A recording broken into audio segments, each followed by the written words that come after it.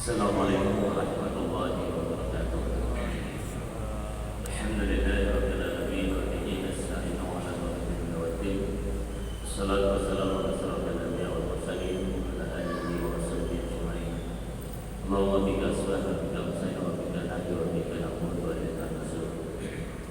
Cuma salah satu yang dirahmati Allah Subhanahu wa taala, tidak terasa 5 hari sudah kita lewati bulan Ramadan ini, dan tentunya kita senantiasa memohon kepada Allah Subhanahu wa taala agar bisa dimudahkan oleh Allah untuk masuk Ramadan dengan segala aktivitas kita, amal ibadah yang telah kita lakukan diterima oleh Allah, dan beberapa hari ke depan yang tentunya masih banyak.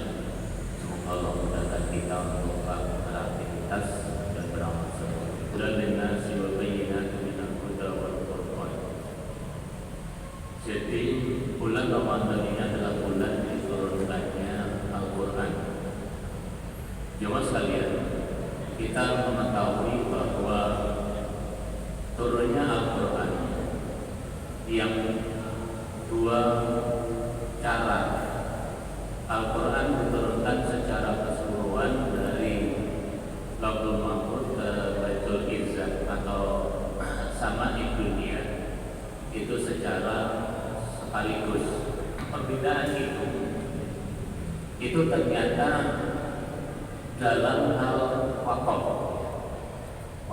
dari ayatnya. Ini berarti itu satu ayat atau ini hanya separuh ayat. Contoh yang paling mendasar, surat Al-Fatihah itu disebut dengan surat As-Sab'ul Masani. Jadi 7 ayat yang diulang-ulang, ya paling tidak 17 kali. 17 kali ini disebut Sab'ul Masani, ya 7 ayat yang diulang-ulang dalam sholat kita. Tapi ketika menghitung 7 ayat itu dari mana?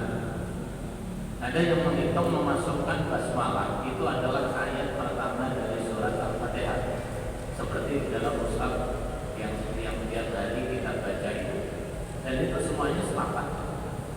Tapi ada yang memasukkan bahwa Al-Fatihah itu tidak masuk dalam rangkaian ayat surat Al-Fatihah. Lalu kenapa tetap 7? Ya, perbedaannya dalam ayat Al-Maghdubi 'alaihim itu ternyata ada yang wakaf di situ satu ayat. Allah alam. Artinya ini mushaf yang kita pakai, mushaf yang dipakai kaum muslimin itu dalam tataran ayatnya tidak berkurang dan tidak lebih. Hanya ketika menempatkan ayat kita perlu pahami bahwasanya Al-Quran yang turun dari Lauhul Mahfuz ke Baitul Izzah, jadi sama Dunia, itu secara sekaligus. Yang itulah kemudian di bulan Ramadan itu malaikat Jibril bertadarus dengan Rasul Sallallahu Alaihi Wasallam di bulan Ramadan. Hadis-hadis yang terkait dengan Rasul Sallallahu Alaihi Wasallam tadarus dengan malaikat Jibril di bulan Ramadan itu. Nah, adapun dari sama Dunia, dari langit dunia ini kepada Rasul itu bertahap, berangsur-angsur. Lalu kenapa kemudian ayat itu menyebutkan syahrul Ramadan alladzi unzila fihil Qur'an? Ada 2 hal. Yang pertama adalah turunnya dari Lauhul Mahfuz ke Baitul Izzah. Yang kedua adalah dianggap turunnya Al-Qur'an itu adalah di bulan Ramadan dalam beberapa ayat dan beberapa surat. Walaupun Al-Qur'an secara berangsur-angsur itu turunnya kepada Rasul Sallallahu Alaihi Wasallam. Ya, selama Rasul Sallallahu diangkat menjadi Rasul itu baru Al-Quran turun sampai wafat beliau. Ya, sehingga kalau Al-Alaq itu turun di bulan Ramadan, yang para ulama kemudian berbeda apakah tanggal 17 Ramadan atau malam Lailatul Qadar atau malam yang penuh dengan berkah. Nah, kita nggak akan memperdebatkan itu. Jemaah sekalian yang dirahmati Allah, karena turunnya Al-Quran bertahap, berangsur-angsur kepada Rasul itu, ya selama Rasul hidup di Mekah dan Rasul hijrah ke Madinah, sejak diangkatnya menjadi Rasul itu. Anggap aja kalau Rasul diangkat sebagai utusan Allah umurnya 40, berarti sekitar 22 tahun. Artinya apa? Bertahapnya seperti itu. Ada yang turun sekaligus, ada yang turun bertahap, beberapa ayat baru dilanjutkan kemudian. Nah, termasuk Al-Alaq itu kan hanya 5 ayat. Kemudian turun yang lain, Al-Mudaththir, kemudian Al-Muzammil. Sementara susunan Al-Quran yang kita pakai umat Islam ini, susunannya adalah susunan tauqifi berdasarkan tadarusnya Rasul Sallallahu Alaihi Wasallam, bukan berdasarkan turunnya Al-Quran. Makanya dimulai Al-Fatihah, diakhiri dengan surat An-Nas, dan itu tidak akan mengalami perubahan. Ya, siapapun yang ingin melakukan perubahan, dia tidak akan bisa mampu, meskipun mereka akan mengumpulkan ahli-ahli qiraat, baik itu dari manusia maupun dari jin. Ya, law anna anzalna, seandainya Al-Quran ini diturunkan bukan berasal dari Allah, itu pasti akan terjadi perselisihan, pasti terjadi kebimbangan. Nah, jamaah yang dirahmati Allah Subhanahu wa taala, lalu fungsinya apa? Di ayat 185 itu Allah menyebutkan dengan jelas, ya, syahrul Ramadan alladzi unzila fil Qur'an hudan lin-nasi wa bayyinatin minal huda wal furqan. Kalian lihat 3 poin, 3 kalimat. Yang pertama, hudan lin-nas. Al-Quran itu merupakan petunjuk yang diberikan Allah kepada manusia. Kalau di kalimat ini hudan lin-nas, kalau di Al-Baqarah hudan lil muttaqin. Jadi kalau yang namanya petunjuk jalan, kalau kita ambil era digitalisasi yang sekarang, kita itu kalau mau pergi ke suatu tempat, itu sudah nggak bingung lagi karena memakai Google Map. Kita itu terhadap Google Map aja yakin jalurnya lewat ini. Ya. Tapi ternyata Google Map itu juga kadang-kadang nggak jelas. Bukan nggak jelasnya, jalannya ada sesuai, tapi nggak ngerti kalau di situ ada acara. Apakah acara pernikahan, apa acara hitanan. Ketika kita masuk, ternyata di situ dibuntu. Akhirnya pindah. Atau kita lewat, ternyata bukan jalur yang biasa kita lalu, dimasukkan gang-gang, bahkan notok nggak taunya masuk sungai. Nah, ini kan padahal Google Map itu berdasarkan street yang kemudian diakses oleh kita. Nah, Al-Quran jelas petunjuk bagi manusia dan juga petunjuk bagi kaum orang-orang yang beriman.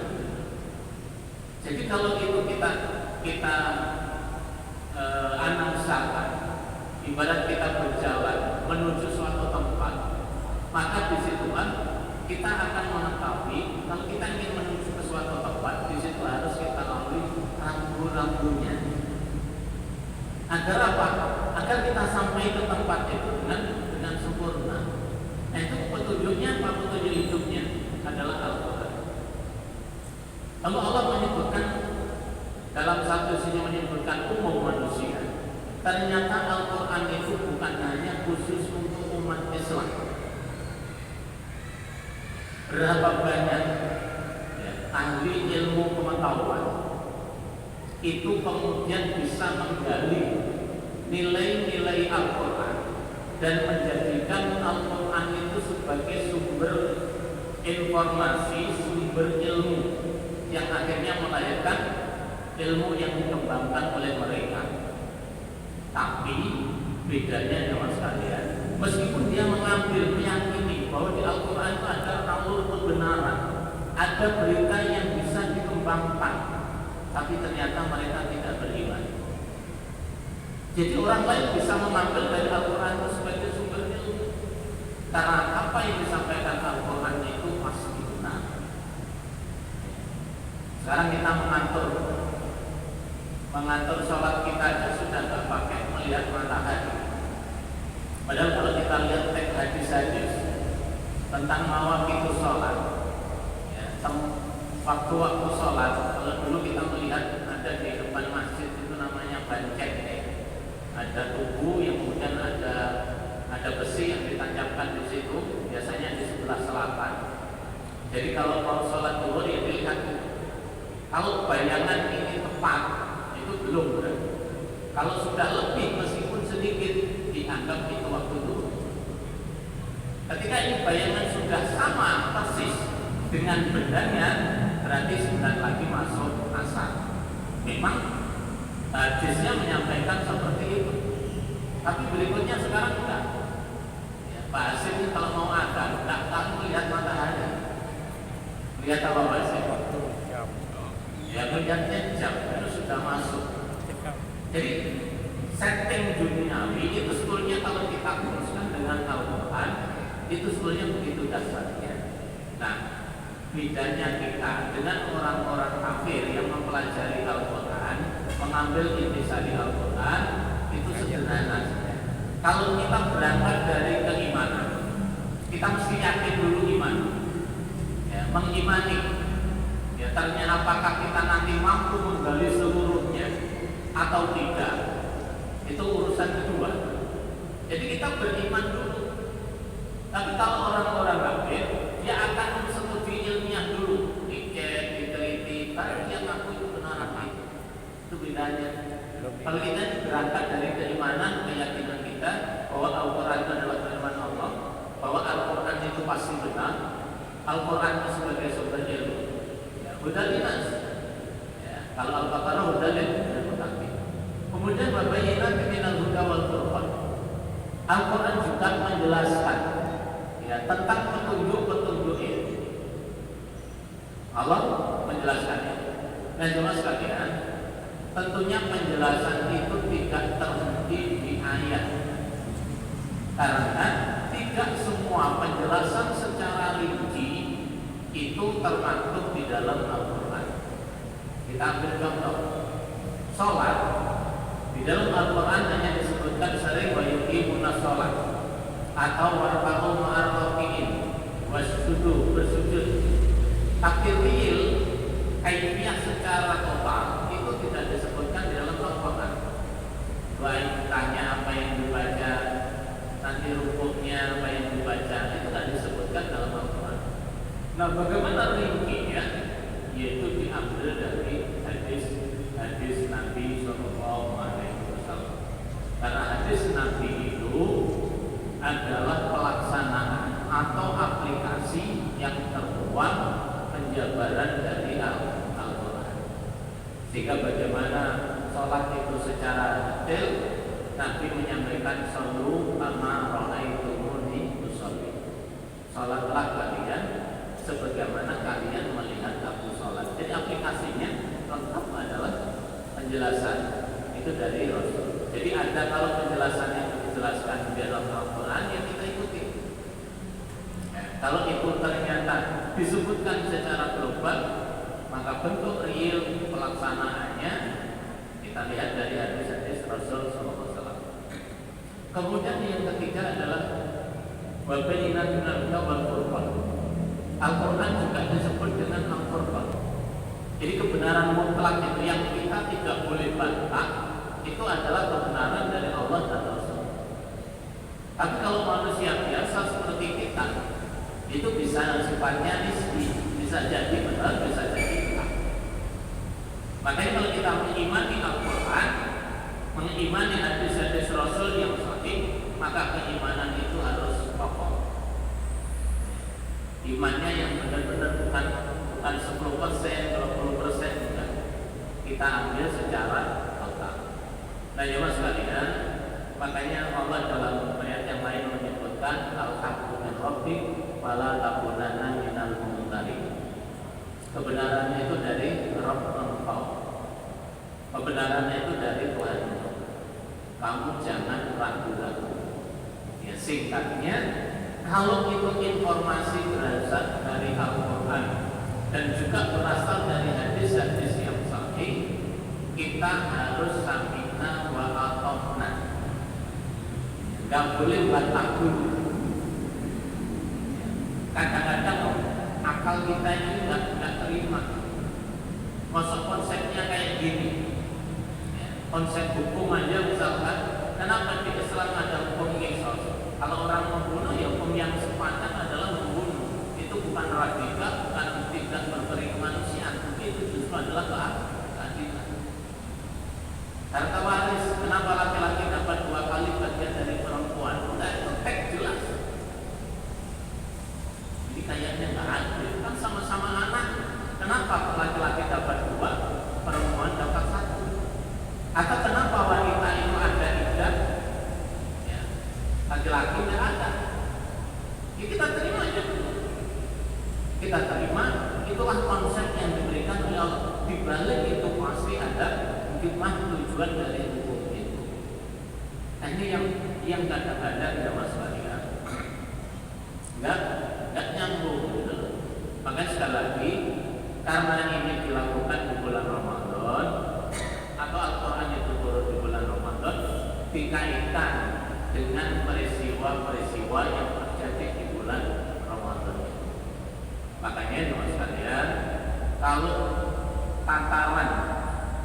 tataran para ulama ketika bulan Ramadan, generasi sahabat dengan Ramadan itu ternyata sangat ketat. Ulama-ulama ahli hadis, ulama-ulama fikih itu di majelis taklimnya beliau tutup.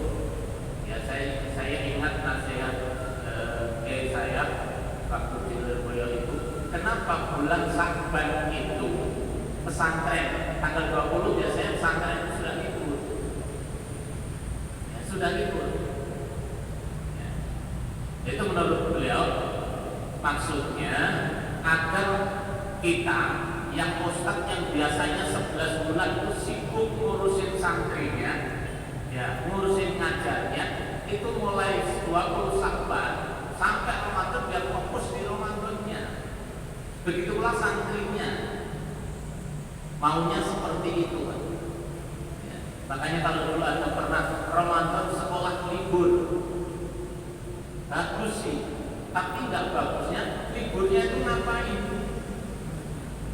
Itu yang nggak dibuat geraknya. Ya. Hampir kalau kita lihat pesantren itu kalau Sya'ban, 20 Sya'ban sudah selesai. Ya, maksudnya dia biar fokus untuk kegiatan-kegiatan yang sifatnya interaksi seseorang dengan Al-Quran. Ya. Imam Syafi'i kalau di bulan Ramadan 60 kali khatam, karena beliau membaca Al-Quran itu bukan di luar sholat. Seluruh waktu yang beliau gunakan itu di dalam sholat maupun di luar sholat itu beliau lakukan. Dan ini tidak gampang, tapi beliau rutinitas. Sahabat-sahabat yang lain menyelesaikan, ada yang 2 hari, ada yang 3 hari, dan mereka Ramadan ini menjadi interaksi Al-Qurannya dengan baik. Nah, jemaah sekalian, ini rahmatil Allah SWT. Bagi kita di Al-Quran itu kan ada kalimat qara'a, membaca, ada kalimat tala yatlu, ya, menelaah, ada juga kalimat tadabbur yang berarti merenungi. Tingkatan yang paling dasar itu adalah qara'a, kita membaca, dan itu hampir 80% orientasi kaum muslimin itu adalah membaca. Ada tahapan kedua, menelaah, mentadabburi, itu kayaknya tidak menjadi prioritas. Karena kalimat tala itu yang tilawati itu kan berarti apa? Membaca. Kalau Quran lebih stressing kepada pembacanya, kalau menelaah itu berarti apa? Paling tidak ayat yang kita baca itu kita ngerti. Dan ini yang tidak banyak. Nah, kalau sudah tadabbur itu merenungi, menggali. Ya, kalau Quran lebih cenderung kepada bagaimana lisan kita dan penglihatan kita bisa bilghaib, tidak melihat Al-Quran, tidak memakai mushaf, tapi kita melafazkan itu sudah membaca. Nah, kalau ini ayat sebab apa yang kita baca kita punya preferensi untuk hati kita. Dan itulah yang menenangkan kita, kemudian kita beraplikasi mengamalkan. Kalau sudah tadabbur, itu sudah merenungkan kenapa susunannya seperti ini, ya. Kenapa kalimat ini kamu pakai ini Allah?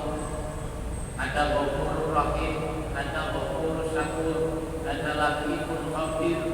Itu ada depan. Nah, itu antara penglihatan kita, lisan kita, otak kita, dan hati kita itu menyatu. Nah, ini makanya kita di bulan Ramadan, karena kita berbeda dengan generasi yang terdahulu, tentunya pertama bagaimana membaca dengan benar. Kalau anak-anak tiap pagi ada camp tahfidz, ada yang masih mulai membaca, ada yang sudah hafal kemudian menambah hafalannya, itu sebagai hasanah, sebagai amal soleh yang bisa dikerjakan. Karena tahapan ini harus dilalui.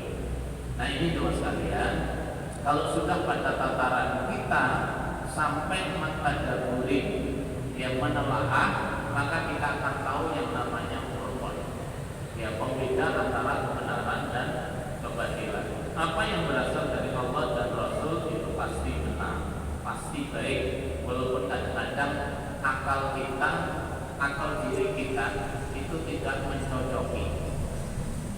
Yang kedua, Al-Quran tidak pernah mengalami pertentangan.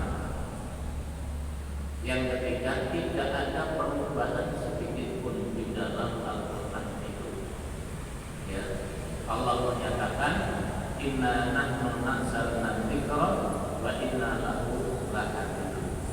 Sesungguhnya kamilah yang menurunkan Al-Quran. Dzikr ini adalah Al-Quran, dan Allah yang akan menjaganya. Maka siapapun yang ingin merubah, mengurangi, ya, itu pasti akan ketahuan. Kenapa? Al-Quran ini banyak dihafal oleh kaum muslimin, ya, banyak dihafal, dan hafalan itu tidak hanya di otak, ada yang juga paham dalam autornya. Sehingga Pak, pasti ketika nanti orang murojaah pasti akan tahu. Atau ada misalkan Al-Quran yang di depan kita ternyata ada kurang satu lembar, mungkin itu akan ketahuan. Jangankan satu lembar, dulu rame-ramenya surat Al-Ma'idah itu aja satu muka itu hilang, yang nggak tahu ya kelihatannya nggak apa-apa, tapi itu adalah sebenarnya rekayasa agar hal-hal yang penting adalah dihilangkan. Nah, jemaah sekalian yang dirahmati Allah Subhanahu wa taala, maka kita harus meyakini dari kita mulai lagi dan muttaqin, sebagai orang-orang yang ingin menjadi orang yang muttaqin, orang yang bertakwa, tentunya tidak pernah ragu-ragu terhadap informasi, terhadap berita yang ada di dalam Al-Quran. Termasuk kisah dalam Al-Quran itu adalah kisah yang abadi, yang penuh dengan hikmah, penuh dengan pembelajaran. Berita dalam Al-Quran, kehidupan masa lalu ada, kehidupan sekarang ada, bahkan kehidupan yang di masa yang akan datang pun itu juga bisa kita peroleh.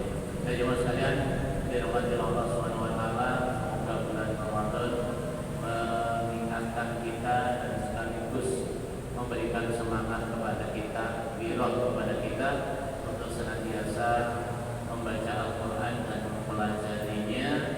Kalau mungkin membaca satu juz, kemudian kita berharap beberapa ayat kita pahami maknanya. Abdullah bin Umar itu ketika beliau membaca Al-Quran, jika ada ayat yang belum dipahami, beliau berhenti. Cuma bedanya kan beliau generasi sahabat. Kalau nggak ngerti langsung tanya kepada Rasul apa maksudnya. Nah, kalau kita ini kan ngerti, tanyanya kepada siapa? Paling kepada Ustaz atau membaca tafsirnya. Jadi bukan hanya sekedar baca yang kita tingkatkan, paling tidak kita pahami apa yang kita kita baca meskipun secara global. Terakhir, orang yang senantiasa terikat dengan Al-Quran itu pasti akan dimuliakan oleh Allah Subhanahu wa Ta'ala. Rasul menyampaikan dalam hadis yang sahih yang diriwayatkan oleh Imam Muslim, khairukum man ta'allama al-Qur'ana wa 'allamahu. Sebaik-baik kalian adalah orang man ta'allama al-Qur'an, siapa yang belajar Al-Quran dan mengajarkannya. Bahkan di dalam hadis yang tadi, kalau orang itu membaca Al-Quran walau yatatak, kalau orang mahir jelas masa falatil firaunil barok. Kalau orang itu belum bisa dan susah, itu pahalanya 2 ya.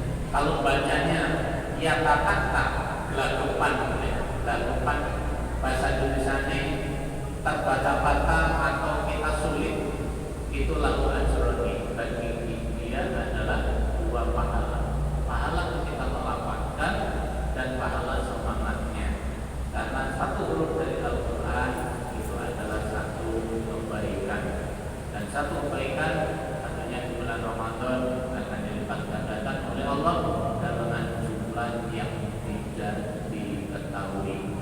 Al-Quran wassaum, Al-Quran dan puasa itu yasfa'ani, 2 ibadah yang nanti akan memberikan syafaat bagi orang yang mengamalkannya, orang yang membacanya. Iqra'ul Quran fa innahu ya'ti yaumal qiyamati syafi'an li ashabi. Bacalah Al-Quran karena Al-Quran nanti akan datang pada hari kiamat, akan memberikan syafaatnya kepada pembacanya. Walau bisawab, artinya interaksi antara Ramadan dengan Al-Quran sangat erat sekali sehingga diabadikan di surat Al-Baqarah di ayat tersebut. Semoga Allah mudahkan kita bukan hanya membacanya, tapi juga mampu merenunginya dan tentunya mengamalkan dari apa yang telah disampaikan oleh Allah Subhanahu wa Ta'ala melalui Al-Quran dan dijelaskan oleh Rasul, dan itu adalah tentunya sesuai dengan kapasitas kita dan kemampuan kita masing-masing. Allah memudahkan kita ketika kita mendekatkan diri dengan Al-Quran, karena Al-Quran berikan kita dialog dengan Allah Subhanahu wa Ta'ala. Subhanallah wa bihamdihi, asyhadu an la ilaha illallah wa atubu ilaik. Assalamualaikum warahmatullahi wabarakatuh. Waalaikumsalam warahmatullahi wabarakatuh.